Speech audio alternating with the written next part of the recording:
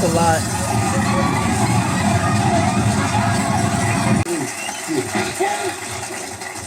Our neighbor, Steve Urkel. I thought this whole situation was actually very interesting.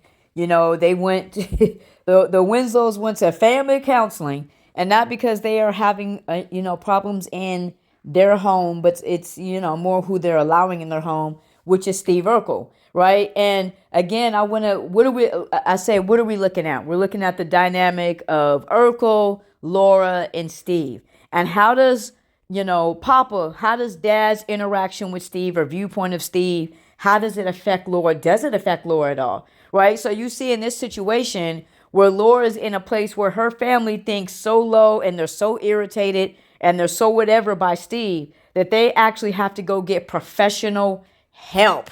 You know what I'm saying? Go get professional help. And again, I would ask the question, how do you think this type of stuff affects Laura?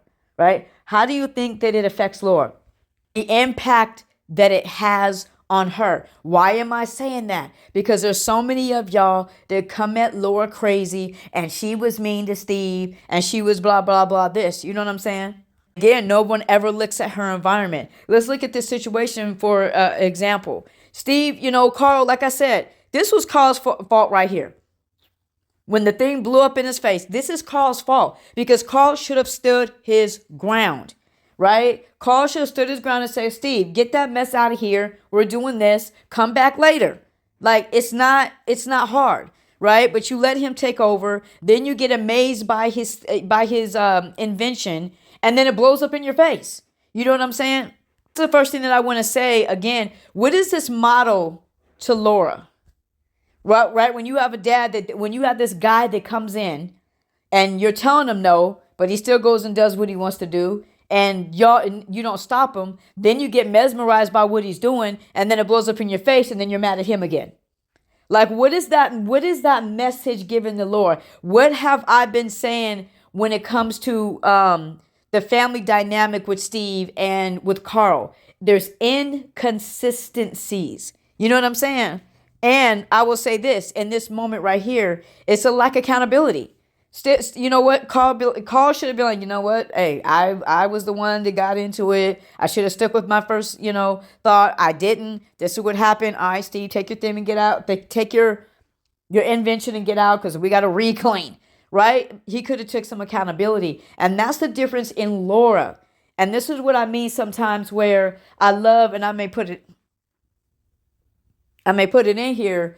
Made in our image. They are distinct from us. They are ultimately made in the image of God. Mm-hmm. And so that means that they were born into the world with a particular and specific personality that was given to them by God. Their personality may look like us in some ways, but it is ultimately not from us like that. Where Jackie, talks about how, we're made in the image of God, right?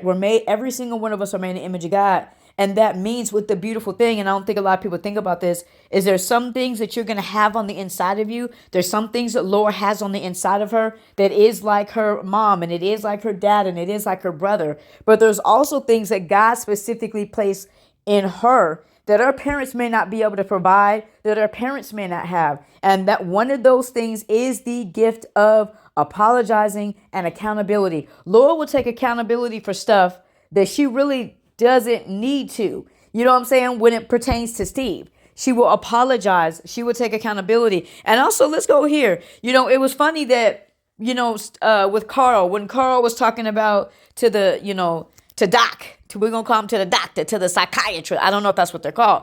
But he was, this is why Steve's bothering me. Wait a minute. I'm doing the eyes. We'll put the beach ball up on the shelf. And then we'll leave, okay? Hey, it's Sue Casa. 2,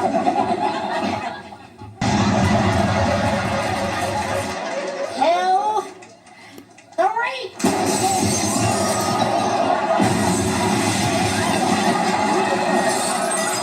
Right? And you saw the destruction, his example of what Steve is doing and why he's irritating him and all that. And you see it even in this situation, right, with the kitchen, right? Destruction. I found it very interesting that when it came to Laura, Did I do that? Steve, you broke my favorite ornament. Oh, gee, Laura, I'll buy you another one. You can. It's an antique. It's as old as my mother. He might have gotten the idea that he had mucus nasalosis inflammicus and that his head would blow up. Well, why'd you tell him that? Because Wallace is a cad, a bounder, while Wolf in designer clothing. Get out now. She is so mad. You know, you get that mad, how people get that mad, and it's like all the cuss words come, and you're like, nope, I rebuke them. Let me say what I'm really trying to say. Get out. And don't come back. On a little last-minute Christmas shopping, it's snowing to beat the band, and you could catch your death, young lady. Now, come along and let me drive you home. Wow! Oh, Steve. Oh. Steve! Don't worry, I'm fine. This bag broke my fall. He was such a gentleman there. He was such a gentleman, but sometimes Steve's clumsiness overrides, overtakes, succumbs to his gentlemanness. Steve, Nope, he doesn't. this was a crystal vase for my mother. Right. Why not, Snickers? I have never been so humiliated in my life. I'm sure you have. Steve said, oh, sure you have, that you've been more embarrassed in your life, because he knows that he's probably done it a couple times just himself. So, you know, there had to be other times. You know what I'm saying? What's going on here? First, he put on that stupid kilt. Then he made a stupid bet that he could bowl a stupid strike with his stupid foot. Then he got his stupid toe caught in a stupid ball. Well, it can happen to anyone. No. Oh, don't be stupid. I want those boots, that shoulder bag, and the matching hat. Believe me, I've earned them. Laura is upset. Laura is upset. I think if you made a new version of this, Laura would have like the pottiest of mouth. She would have cussed all through that right there. Stupid, stupid foot, stupid. What's going on here? Laura was just helping me. Oh, really? Well, it looked more like you were helping yourself. Exactly. Steve, you followed me to Omaha, crawled into a rollaway bed, and snuck into my room. What's your point? Yeah, what are you getting at? I want you to go. Go. So you see the up and downs, right? The up and downs of Steve and Laura. The times that, you know, he was being insensitive. The times that he broke very valuable, you know, things. And isn't it interesting that in her talk with the family that she does not mention any of that stuff? Yet, Steve Urkel has made my life a living nightmare. Better than their service.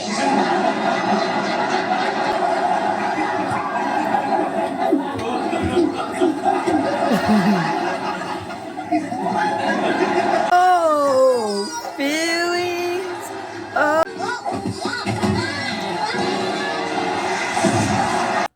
You know what I'm saying? She mentions, you know, him singing to her that, you know, while he's in the you know, in the tree, or you know, letting people know his devotion to her. That's all Laura could come up with. All this other stuff that Steve and Laura been through, right? And that's all she could come up with. And again, I say that because one, I've said before that Laura has a deeper connection. Laura has a soul connection with Steve that none of the rest of them have. And so that already gives her a different perspective on him to some degree than the rest of her family. But also, Steve and Laura have worked through all this stuff. They've worked through all that. I didn't put it on here, but they talk it out, they apologize, and they move on. So those aren't really big things to Laura because she's moved on from them. And so this is what I want to keep saying is like, but we got to understand the influence and that she is around. But there are some times that, again, I wish people could see this. There are some times where Laura will show you that she isn't quite vibing with the family like that when it pertains to Steve, because her connection with him is so much deeper. And that's why I say people just go at Laura, go at Laura, go at Laura, go at Laura. Like I constantly see comments about Laura. And it's like a lot of people, I hate to say it, a lot of people are on the asinine 1, asinine 2, asinine 3. A lot of people are not, really intelligent anymore. They don't use intelligence, and they don't have empathy, and I think people never really ever consider Laura's situation, with her parents. And here's the thing I think people never think about when it comes to Laura. We have seen, right? We saw in, like I said, the family went to counseling, okay? They went to family counseling because of Steve Urkel. You know what I'm saying? So you can tell the parents haven't quite figured out. Carl hasn't quite figured out how to deal and handle Steve Urkel. The parents are still trying to figure it out. So what do you think Laura is going to do? How is she? This would some of y'all try to tell y'all be on your asinineness, man. Some of y'all, I want to know if Carl hasn't quite figured it out, and Eddie hasn't quite figured it out, and Harriet, she's kind of indifferent, like whatever. You know what I'm saying? Sometimes she's the peacemaker, right? But if her father, who is a father figure, who is an impact person and an influencer in her life, if he has not figured out as a grown man, as a grown adult man, has not figured out how to handle Steve, why do y'all think that Laura should right now? Why should she? Why is she the only one that is guilty for not knowing how to handle Steve? She has examples all around her.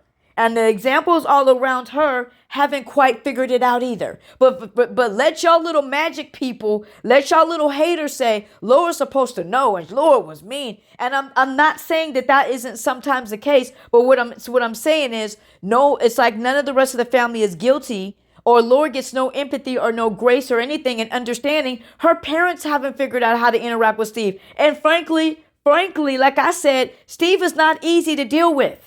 He's not easy to deal with, okay? Because he has a mixture of this loving kind of guy. He's rejected by his parents, but at the same time, he wears out his welcome very, very quickly a lot of times, right? And you find yourself in the middle. Steve is not always easy to deal with. He does not always listen. He's not always sensitive, right? He doesn't, take responsibility and accountability all the time. So the parents are still trying to figure out how to do this. We should consider that when it comes to Laura. I'm just saying, y'all, just consider that for a second. That Laura is a product of her environment. We only want to talk about that when it's positive. We never want to talk about that when it's possibly negative. And here's the thing that's so special about Laura. Like I said before, is Laura, God has given her specific things for Steve, right? He's given her the grace. He's given her the accountability, right? He's given her a kind of a different perspective on how to deal with Steve, but she is still learning, and she has examples all around her that are kind of teaching her the opposite. And this is why I say, if you're a parent, or whatever, even if you're a kid, sometimes you can listen to your kids sometimes, because sometimes God puts it on the inside of them and not necessarily you. But not completely, but she kind of knows how. So Laura has the tools on the inside of her because God's given them to her, but she still has to learn how to deal with them consistently. And I really think that's part of the problem, is that there is a lack. Laura, in her example, like from her mother and from her family, remember even her aunt, there's a lack of consistency. So how is it that the examples around Laura are not consistent with Steve, but somehow, some way she's supposed to be? Now, again, like I said, I do believe that God placed some special things on the inside of Laura that are specific to Steve, but she still has to figure that out along the way. And this is something else I wanted to point out, and I don't know if other people kind of pick this up, but look at Laura here in this moment. This is after Steve. Such a beautiful moment. That's a fact, though. That's true. I love you, Winslows. And if I've caused you any pain, I'm truly, truly sorry. Oh, no. Right? So this is in that moment, and Steve is getting ready to walk out the door. But I want us to look at something. Look at the body language of everybody. Look at Harriet, look at Carl, look at Laura, and look at Eddie. The one thing that you'll see about all of them is they're all looking at Steve. What is Laura doing right now? She's looking down. She's looking down, right? And so some of y'all will take that as, she just don't care. She just da-da-da-da-da. No, let me tell you, I think some of it is Laura feels probably, again, if we go look at her examples and see what some of her examples were to what her irritation with Steve, right? They're really not anything compared to what Carl was talking about. I think Laura, again, she kind of goes with the family, with the family dynamic. This is what the family says for us to do. This is what I'm going to go do. Let's go do it. But I think hearing Steve say, man, I didn't really mean to hurt you guys. I didn't realize I was doing that. I apologize. I think it hit Laura differently because, again, like I said, Laura has a completely different connection with Steve than the rest of her family does. And I think Laura could be thinking maybe like, man, I didn't even really want to do this. They wanted to do it. I didn't really want to do it. I understand Steve. I understand that a lot of stuff he doesn't mean to do it purposely. I get it, but my family doesn't get it. So let's go. And and it's that guilt that can happen when you go and you're doing something because other people want you to do it, but you don't really feel good about it. And then so when you realize, like, it's kind of bothering Steve. I tell you this all the time. It bothers Laura also. Look how close up. Look at this though.